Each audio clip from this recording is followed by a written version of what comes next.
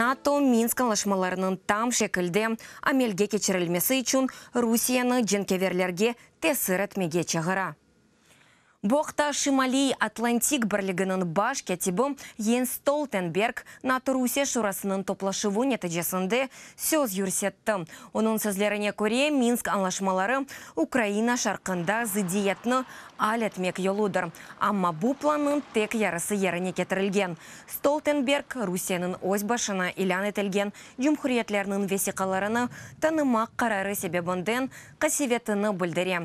Брюксельде бүгін кечірілежек НАТО Украина комиссиясының топлашывыны Альянс баш кәтібі Русия стилясына қаршы көрешкен Украинаға ярдым ишмары оларақ адлай.